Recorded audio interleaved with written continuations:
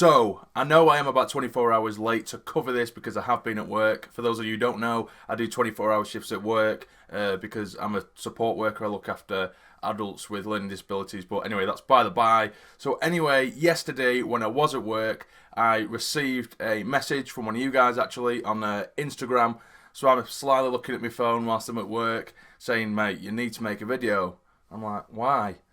He says, Ellis Short has sold the club. And I'm like, yes, get in. So I look back at my phone, and Ellis Short has cleared all the debts that we currently owe out. And I'm thinking, this is the best day ever. I look back at my phone one more time. Oh, and Coleman's been sacked. Wait, what? So without further ado, let's discuss it.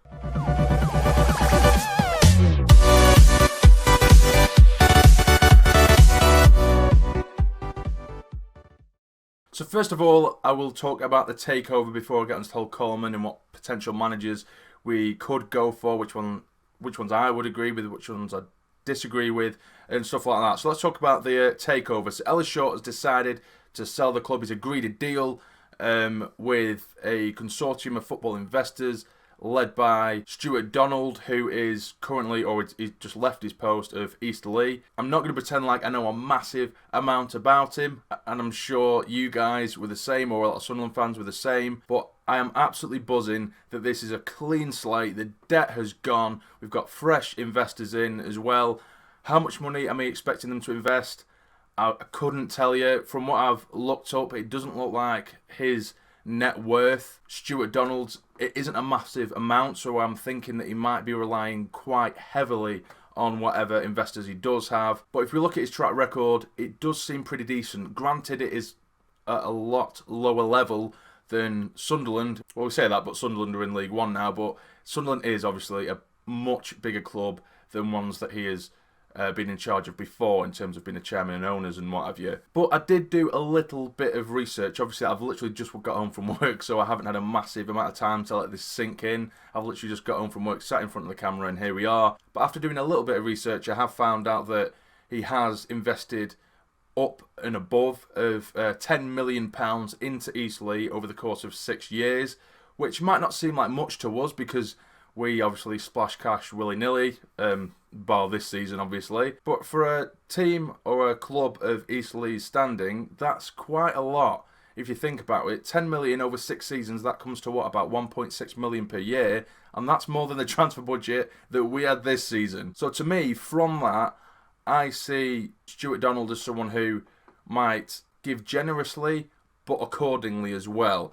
He's not going to come in and give us 50-odd million, I don't think, to spend on players. I can't see that happening. But I think he will give us what he believes we do need, or what he believes to be appropriate to succeed in the league we're in at the time. So it seems like he's quite level-headed. I don't know much about him, but that is what I'm kind of getting. And I have had a look at fans and people associated with Eastleigh.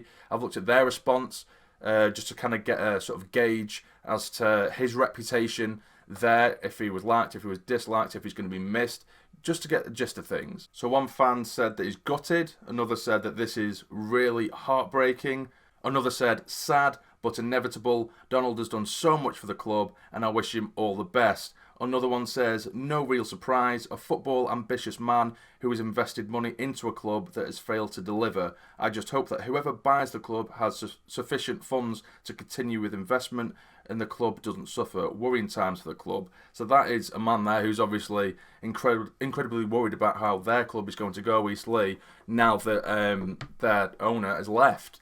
So it looks like he has got himself a pretty decent reputation down in Eastleigh, and he has done a very good job. He also has associations with Oxford as well. I don't know too much about that. I think we're waiting on this deal to sort of come to a official close before we can break ties with Oxford. I don't know whether they have to be sold until he can come to us. I know as of right now the EFL, they're still processing this deal, so it hasn't been made 100% official as of yet. But now on to Short.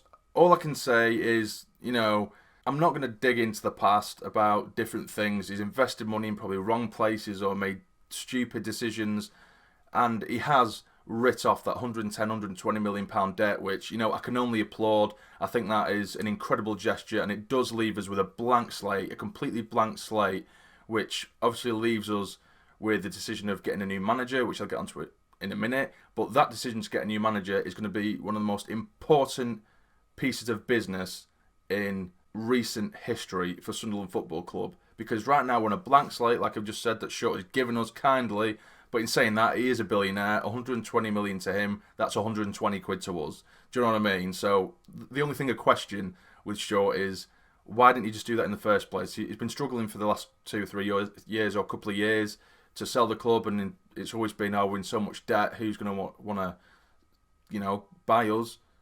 But he's obviously always had the money there to get rid of that debt, and he could have done a quick sale maybe. It's obviously going to have much more complications to that, but that is something that I would question. If he's had all that money sat there and he's just let us rot this season in League One with a 1 million, 1.5 million transfer budget. But anyway, we need to get over that. I'm not going to delve into the past. He has left us on a clean slate, so thank you, Ellis, and I'll see you later, mate. Well, hopefully not.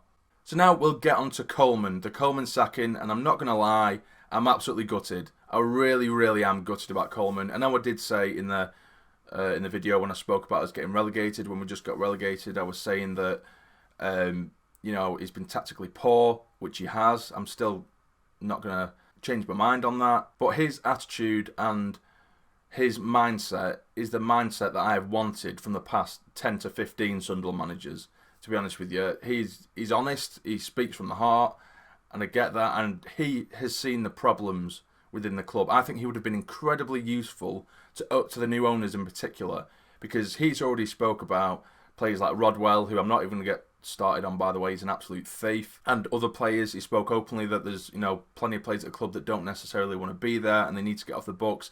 And if anyone's going to know about these players personally, it's going to be this guy. It's going to be Coleman, and I think he should have been given a chance. But I did half expect it. I half expected this to happen. I did think that Bain had his back completely. I still think he would have had his back. But when new owners come in, they always want to bring in a new manager. It's quite rare that you see owners come in and they keep a manager on. They want to start from a clean slate, which essentially it is. But still a very, very sad day. From that point of view anyway. I mean, I'm absolutely buzzing that the club's been sold. I'm buzzing them on a clean slate. It is exciting times, but Coleman should not have been sacked. I don't think he should have been sacked. He came forward and apparently, anyway, he rumoured to have offered to take a huge wage cut, a pay cut, just so he could put things right for his wrongs, which, hats off to him. I mean, if you can't say that's a good attitude, I don't know what is. But unfortunately has been sacked. Now, let's talk about potential new managers. So as of right now, as I'm recording this, I'm just looking at the odds for managers or potential managers that could be taking on the Sunderland job. So right now, the favourite is Mick McCarthy. Do I think he would be a good manager for us to return to us and do a job? Yes, I do. But I would not want to see him come back. I think he would be a short-term option, but that isn't what I'm wanting. What I personally want might not be what other people want.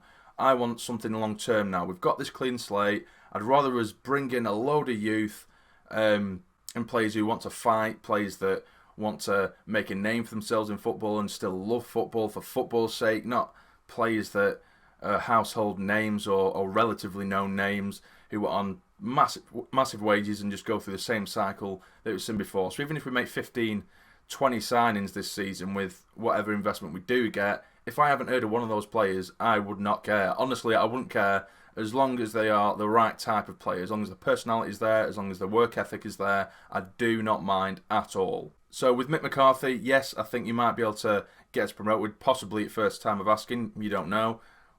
But I don't want to see him there. I'd rather see a long-term manager there that can gradually bring us up the leagues and we can, get an attachment with a manager again, because we've felt so distant from a manager for quite a long time. Since Sam Allardyce, I know he wasn't there for too long, but if he hadn't left, and I'll still say that, if he hadn't left the club, we would not be in the position we're in today. And I still believe that. But anyway, we're going off topic. So Mick McCarthy, no, not for me. I wouldn't like to see him. It would be like bringing an ex-girlfriend back, wouldn't it? I mean, yeah, you had a good run, but You left her for a reason, so why are you bringing her back? And another one is Sheffield United manager Chris Wilder, who I don't know a massive amount about. I know that he's done a very good job at Sheffield United, a fantastic job in fact. Just missing out on the playoff places in the Championship this season, which makes me question why he would want to drop down a league and start that journey again, the same journey that he's done with Sheffield United. I can't see him doing that, but our club is a massive club, regardless of what all the Newcastle fans say. It is a massive club, and it would be a massive attraction to still some big managers. Obviously would never get the likes of Jose Mourinho, but managers with ambition who want a massive challenge, which it is, because at the minute it's a bit of a shit show. We can still attract some decent managers. But Chris Wilder, I wouldn't mind seeing him there. I wouldn't mind seeing it. I know he's done a good job with Sheffield United, and he's still on that journey, which is showing that he can do it.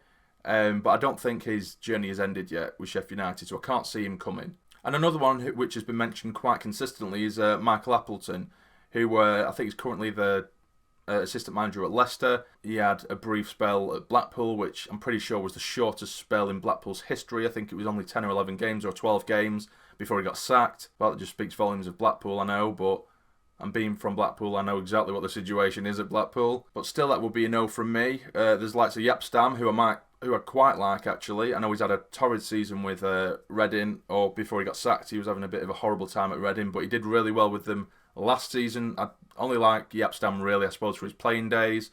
Whether he'd be able to cut it at Sunderland, I don't know. But I definitely like him as a person. And bloody John O'Shea's on here as well. Mate, I cannot wait for John O'Shea to just walk out those doors. I really can't. If he comes as a manager, man, I tell you what, I am done. Kevin Phillips is also someone who's been mentioned, is currently the assistant manager at Derby. Yeah, people can rant and rave on about the lack of experience, but Kevin Phillips, he was my idol when I was younger, so I would welcome Kevin Phillips back in any capacity with the club. So if he come, it wouldn't be the end of the world. It's someone who knows the club inside out. He knows what the fans want. The fans love him. He'd already have the fans on his side. From the second he walks in. So I think Kevin Phillips is an option. Whether he would, I really don't know. Maybe he'd be worried that he's gonna maybe ruin the reputation he has at Sunderland.